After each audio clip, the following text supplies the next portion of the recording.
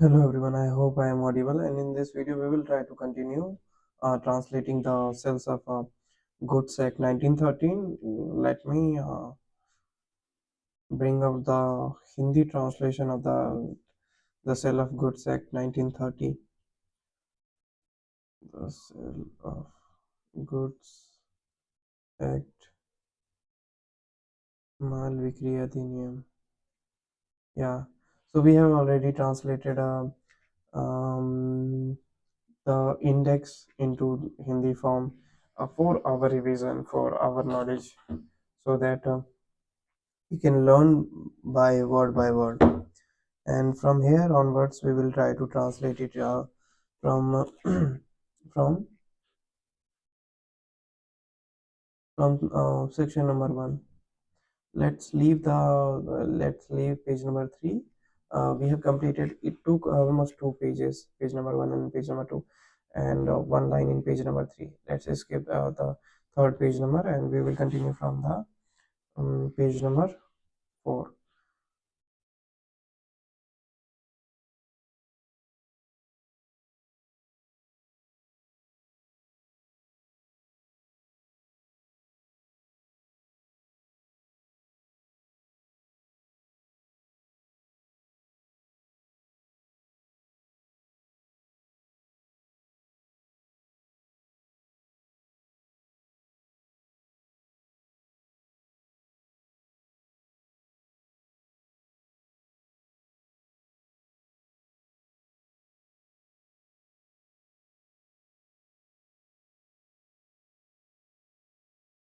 Wait, I'm just trying to make a setting in my phone so that the screen will not get off.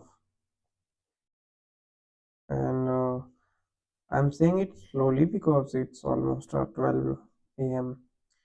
Uh, the midnight or the midnight just started. And one more thing, it would be possible that I would be not visible to you, but that doesn't matter. What matter is we have to try to translate it from English to Hindi and try to practice it by saying aloud. So let's go. Mal. Let's increase the font size. First adjust it to 100%, and then increase the size. Um, it's all for my convenience. 14.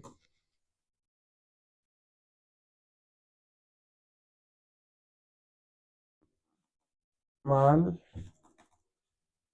Mal Vikriya अधिनियम माल विक्रिया अधिनियम 1930.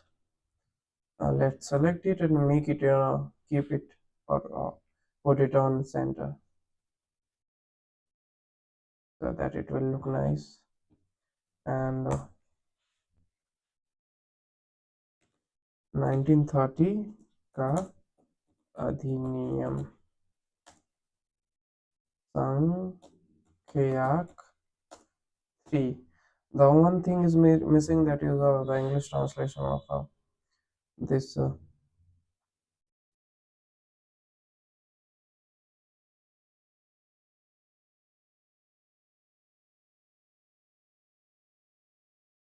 Now it's fine. Now it will work.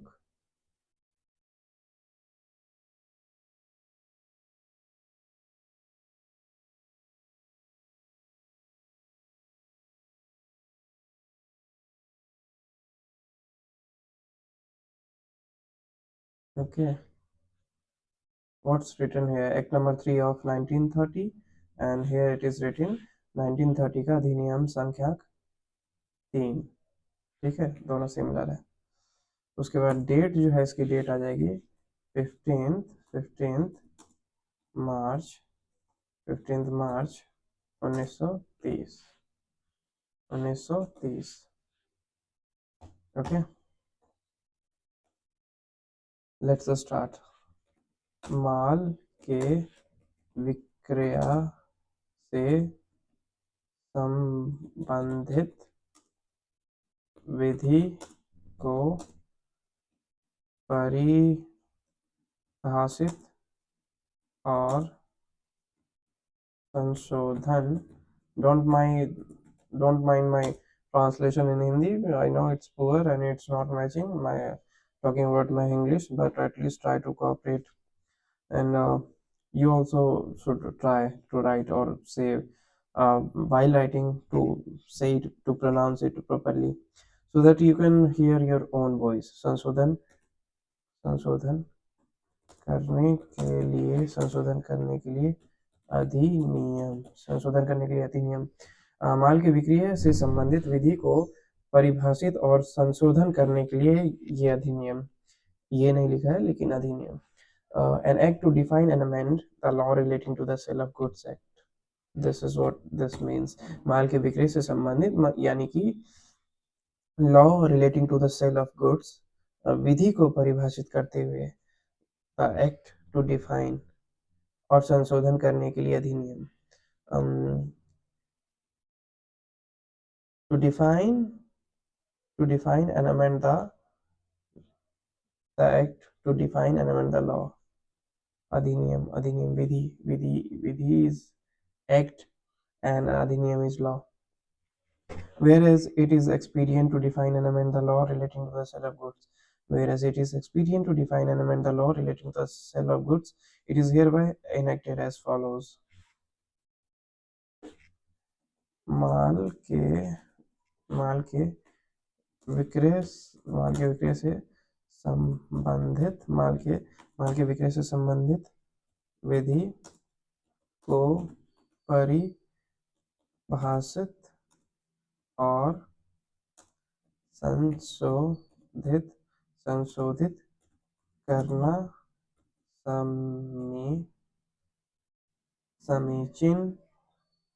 समीचीन है। I don't know what समीचीन is. माल के विक्रय से संबंधित विधि को परिभाषित करना और संशोधित करना समीचीन है।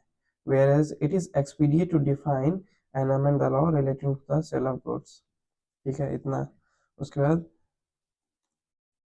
अतः एतत् द्वारा यह निम्नलिखित, अतः एतत् द्वारा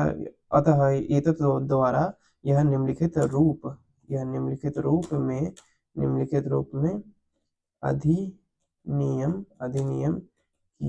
अधिनियम किया जाता है।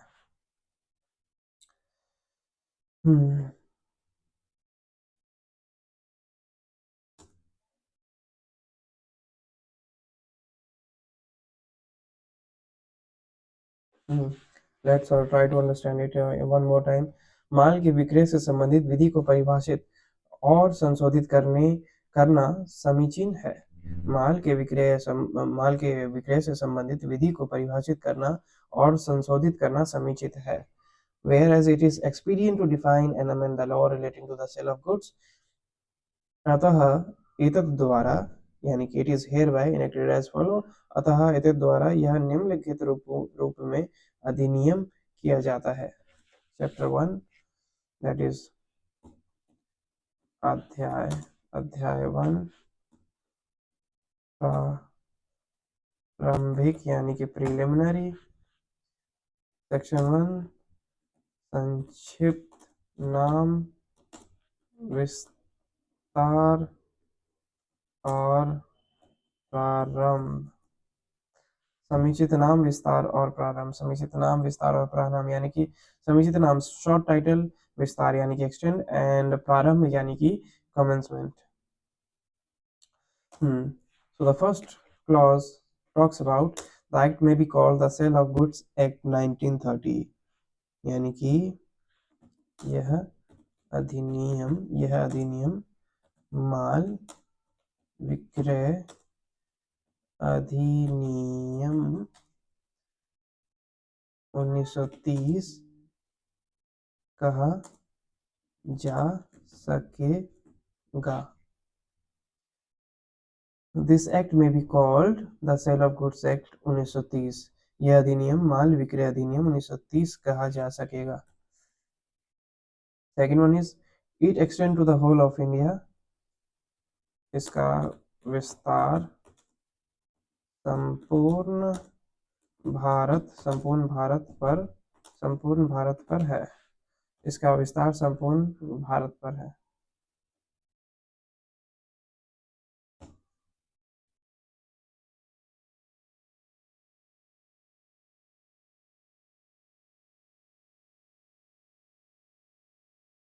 Wait, give me 2 minutes।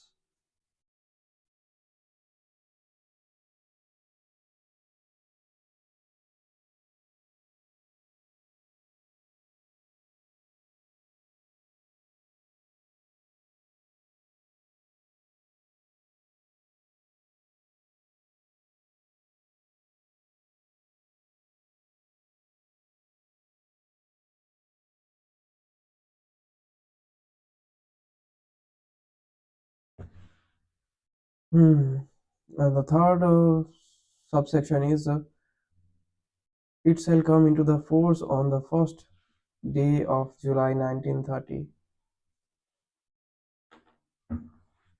यह है जुलाई जुलाई 1930 के प्रथम दिन को प्रवृत्त प्रवृत्त प्रवृत्त प्रवृत्त आई डोंट नो प्रवृत्त प्रवृत्त होगा। यह जुलाई 1930 के प्रथम प्रथम है ना प्रथम इट्स प्रथम प्रथम प्रथम दिन को प्रवृत्त होगा। It shall come into the force on the first day of July 1930।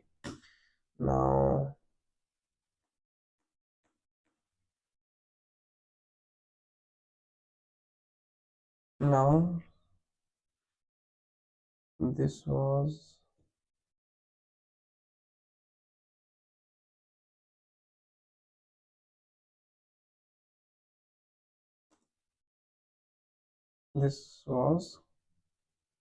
sub clause 1, 2 and 3। We have to read it one more time। The act may be called the Sale of Goods Act 1930। यह अधिनियम माल विक्रय अधिनियम 1930 कहा जा सकेगा। Second, it extend to the whole of India. इसका विस्तार संपूर्ण भारत पर है। संपूर्ण भारत पर है संपूर्ण भारत पर है। तीसरा, it shall come into the force on the first day of July 1930। यह जुलाई 1930 के प्रथम दिन को प्रवृत्त होगा।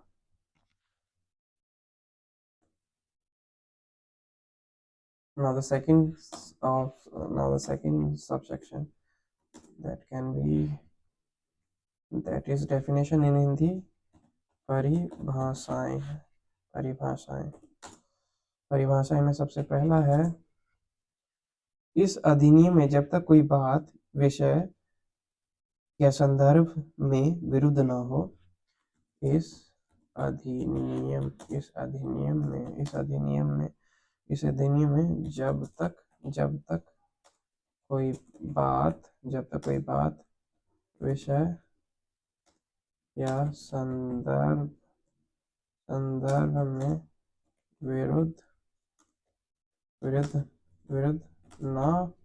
हो।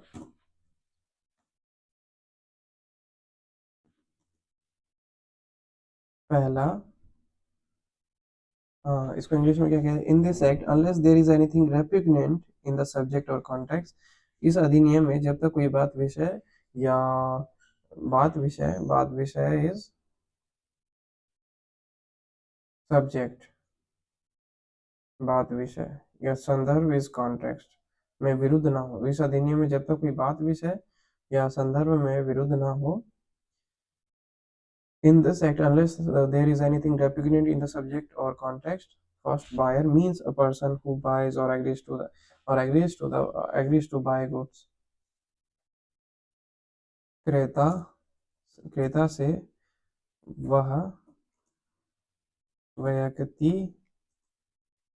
वह व्यक्ति अभिप्रेत है जो माल का क्रय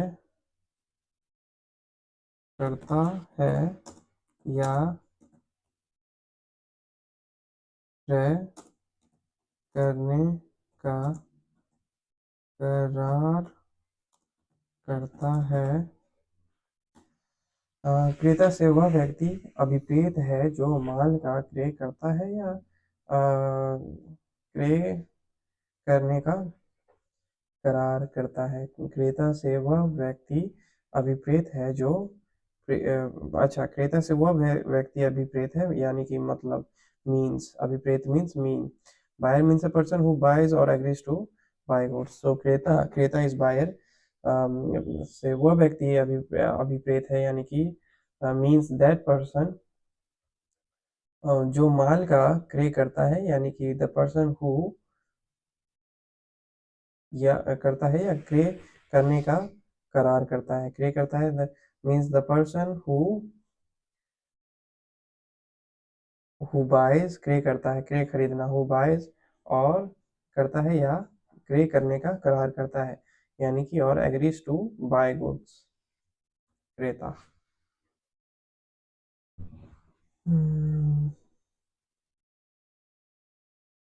ठीक है, इसको अब इतना ठीक है, बाकी इसको दूसरे पार्ट में कंटिन्यू करेंगे कि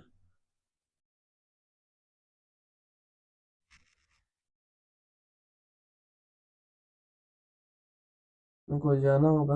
हालांकि टाइम तो ज़्यादा नहीं हुआ है। टाइम तो अभी 12 भी ढंग से नहीं बजे हैं। बट शुड आई, इसको कल ही करते हैं। Thank you.